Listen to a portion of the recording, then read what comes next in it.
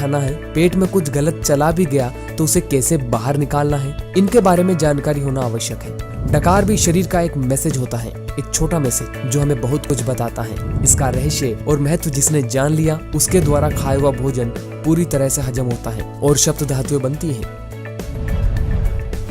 हमारे आमाशय का साइज एक मुट्ठी जितना होता है। ध्यान दीजिए दोस्तों, इसी में हमारा सारा भोजन इकट्ठा होता है। ये आमाशय है छोटा, पर ये अपने आकार से 3 से 4 गुना बड़ा हो सकता है, क्योंकि ये थैली नुमा है। इस जगह हमारा भोजन लगभग 5-6 घंटे के लिए रुकता है। अब आगे थोड़ा ध्यान से समझिए। जब सुबह सुबह हम खाली पेट होते हैं तो आमाशय सिकुड़ सा जाता है। इसमें कुछ शुद्ध वायु रहती है। जैसे ही आमाशय में पहला भोजन पहुंचता है और आमाशय भोजन से लगभग आधा भर जाता है, लगभग इतना, तो आमाशय की शुद्ध वायु हमारे मुंह में आती है, जिसको तृप्ति डकार कहा जाता है। इस तृप्ति डकार द्वारा हमारा आमाशय हमें चेतावनी देता है कि अब तृप्ति हो गई है, खाना बंद कर दिया जाए, क्योंकि आमाशय आधा तो भोजन से भरता है और आमाशय का 1/4 भाग पाचक रसों से भरता है। अब बाकी बचा 1/4 भाग खाली रहना जरूरी है, क्योंकि आमाशय में भोजन को हजम करने के लिए मैकेनिकल एक्शन, मंथन क्रिया होती है, जो भोजन को हजम करने में मदद करती है। इसको आप इस सरल उदाहरण से भी समझ सकते हैं। जैसे कि अगर हम मुंह को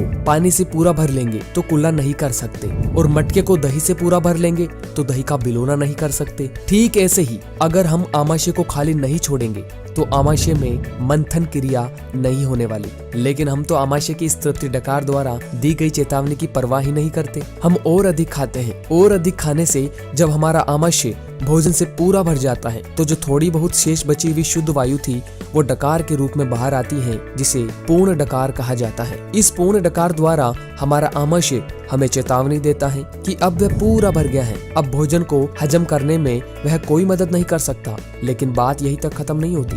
भोजन को हजम करने के लिए जो एसिड या पाचक रस चाहिए थे वे फिर भी निकलते हैं, क्योंकि यह शरीर का नियम है। उस एसिड को आमाशय में जाने के लिए जगह नहीं मिलती, क्योंकि आमाशय को तो हमने पहले ही पूरा भर लिया है।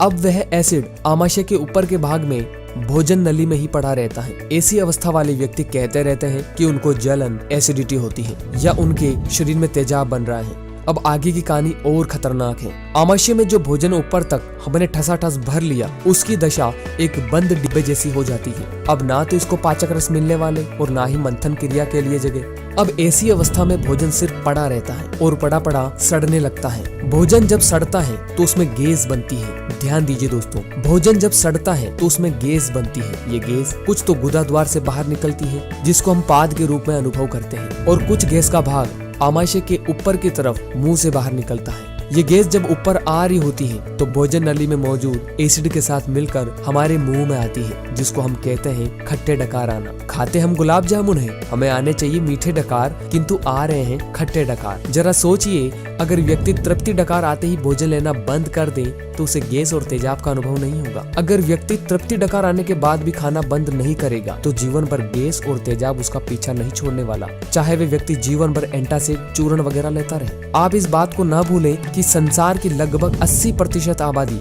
गैस और तेजाब के रोग से पीड़ित है। ये थी 3 तरह की डकार: तृप्ति डकार, पूर्ण डकार और खट्टी डकार। एक चौथी डकार बचती है, भूख डकार। भोजन लेने के लगभग 5-6 घंटे बाद हमारा आमाशय भोजन को नीचे छोटी आंत में धकेल देता है, चाहे भोजन पचा हो या सड़ा हो। भोजन को 5-6 घंटे के अंदर आमाशय से निकलना ही पड़ता है। जब हमारा आमाशय खाली हो जाता है तो वह दोबारा सिकुड़ता है और उसमें से कुछ वायु हमारे मुंह में आती है, जिसको भूख डकार कहा जाता है। इस डकार में दुर्गंध या स्वाद नहीं होता। जब ये आती है तो शरीर में अलग किस्म का हल्कापन होता है। इसका नाम भूख डकार है, परंतु इसका यह मतलब नहीं कि डकार आने पर तुरंत खाना शुरू कर दिया जाए। इस डकार द्वारा हमारा आमाशय हमें यह कहना चाहता है कि आपने जो उसे हाजमे का काम दिया था उसको पूरा करके वह अभी अभी खाली हुआ है, उसे अब कुछ समय के लिए आराम की आवश्यकता है। भूख डकार आने के लगभग 1-2 घंटे बाद जब कड़क भूख का एहसास हो तभी दोबारा खाना चाहिए। इन 4 तरह के डकारों में तृप्ति डकार और भूख डकार का अनुभव हर व्यक्ति को होना चाहिए। पूर्ण डकार और खट्टी डकार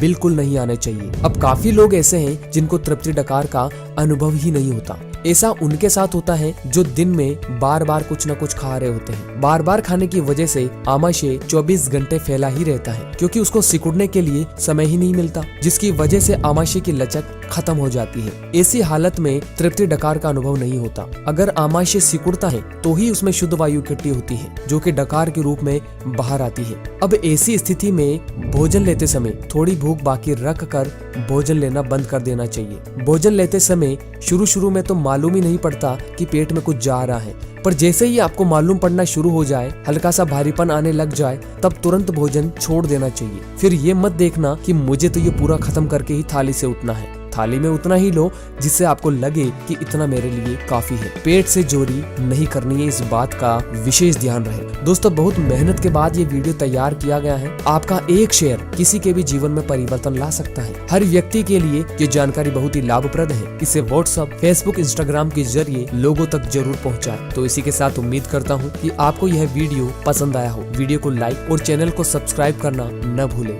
धन्यवाद।